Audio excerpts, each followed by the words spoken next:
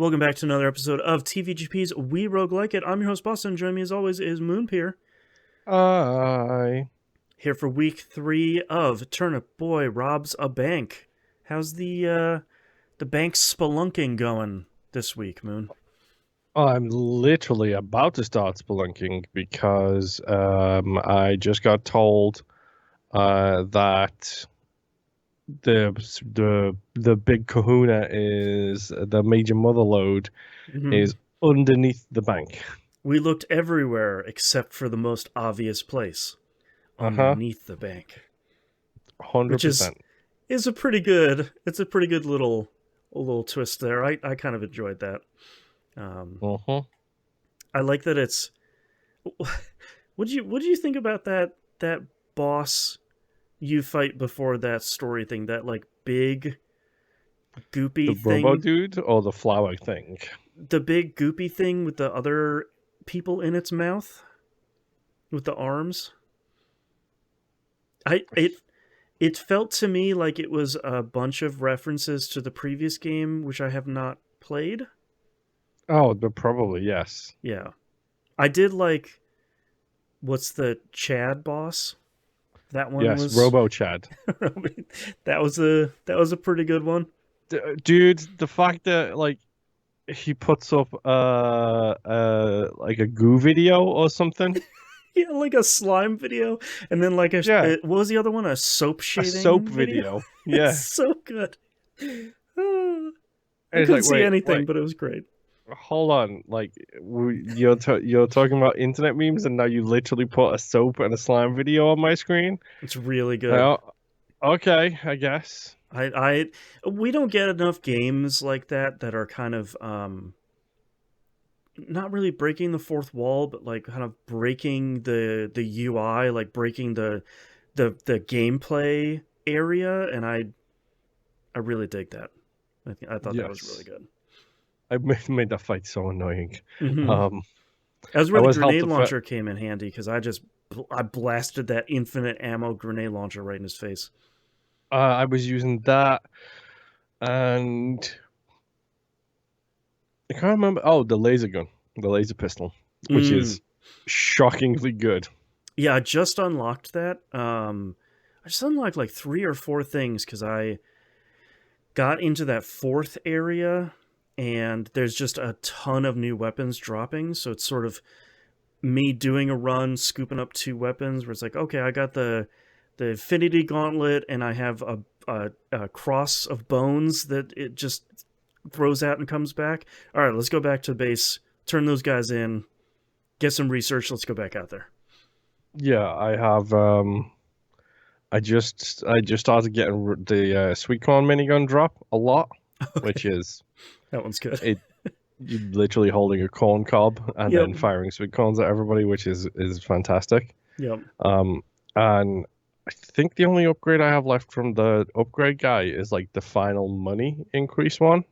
I think that's the only one I have left too. Because one of the things I wrote down this week, one of the things I actually really like about this game is when you go from like area 1 to area 2 or area 2 to area 3, once you get to the next area, the things that are dropping from the pedestals that have there's like a valuable under glass, that stuff Hmm. is exponentially more valuable than the stuff you were getting from the previous area. So like when you're in that spooky fourth area and you break open one of those glass things, it drops something that's just worth a It's hundred like thousand 50 dollars. grand. Yeah. I'm just like, great, perfect. I'm gonna scoop up 2 items or 2 weapons, grab one of those, go hit the train station, and just kind of do that loop for a little bit just to try and get stuff. Like I really appreciate that, and I don't know if this is because I'm playing on easy or not, but I like that going into a new area, you just get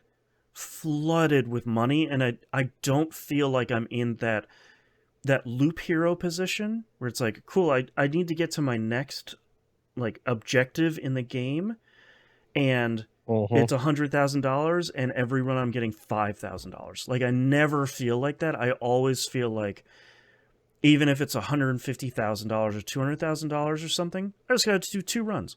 No big deal. I can do Yeah. that. Easy peasy. And I appreciate that because it doesn't feel.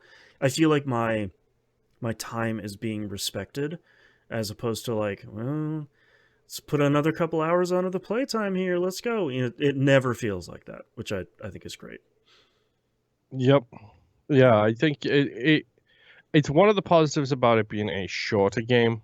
Mm-hmm. Um, because by being a shorter game, it means the progress comes a lot faster, I feel. Mm-hmm. Which is to say, like, if we really wanted to, we could probably destroy this game in like 2 weeks. But at the same time, like, this is the game that like we have used to take a breather, kind Yeah. of thing. Catch our breath a little Um, bit. yeah, and it's been nice to just sit there and just make those chunks, Mm-hmm. those slow bits of progress, but it's a lot quicker than other people's or other Mm-hmm. games' progress just because of the whole situation. Right. Yeah. I have really appreciated it for that because I feel like this week this game really clicked with me more than previous weeks. I think because I have most, if not all, of the bank to explore. So it feels a lot less like. And I think with expanding the time limit too, because what's the maximum time? It's like 6 or 7 minutes. 6 minutes, I think. Yeah. Even then, I feel like I have a little bit more breathing room in the game. Not like I felt super rushed, because it's not like when you run out of time, the game just kills you and you lose anything. You just walk out and you fight a couple of pieces of bacon with a gun. Um, but I like that there's more stuff. I feel like because I have more areas to go to, I'm finding more of the elevators with the different rooms behind them. And I kind of like Hmm. finding the different things throughout each different run. And I feel like it's clicking with me a little bit more this week. Not like I disliked it, but um, Yeah, I'm feeling it a and little like bit more. it does not feel punishing. Like I even picked the quote unquote harder difficulty, Hmm. and at no point has it felt punishing on like a really hard level because of it. Right. We're Like not playing it's Enter the Gungeon here. yeah, Nuclear Throne was the thing that popped into my head. That's true, because this is very in the same vein as Nuclear Throne. Hmm. Yeah, thankfully not as hard as that game was. I can beat this one, which is True, great. that is true. Yeah, and I wonder. I've been trying to think of this because just like we talk about over on Pup, where we talk about RPGs, um, I like the idea of trying to find like starter games for a genre.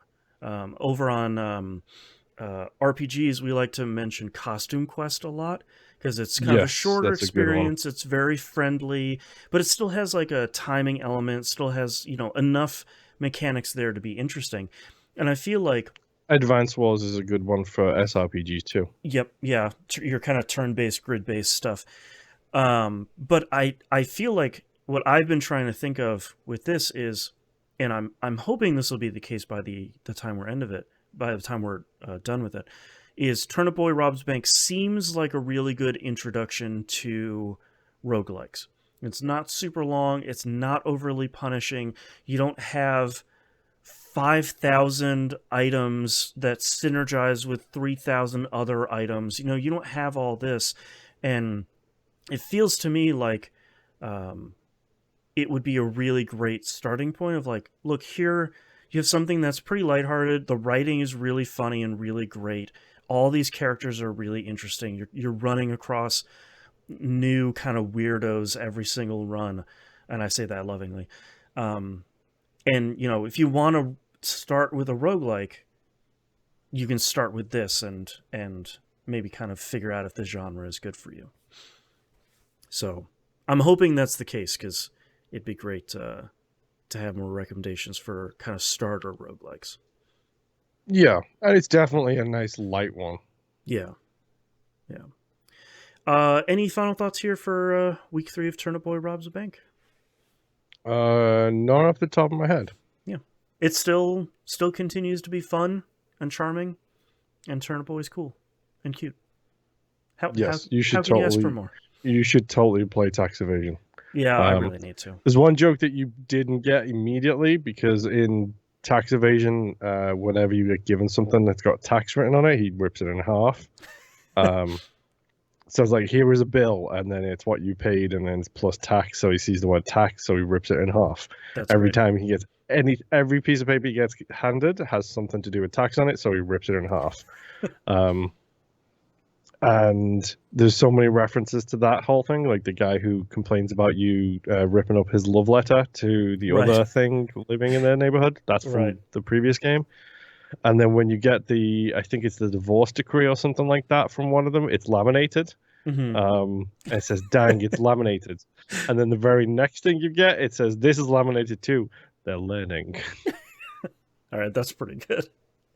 Uh-huh. Also, like the Bitcoin name. I don't remember what it is, but when you shake that guy down for a GPU, and it says they're just going to use it to mine like butt coins or whatever it is.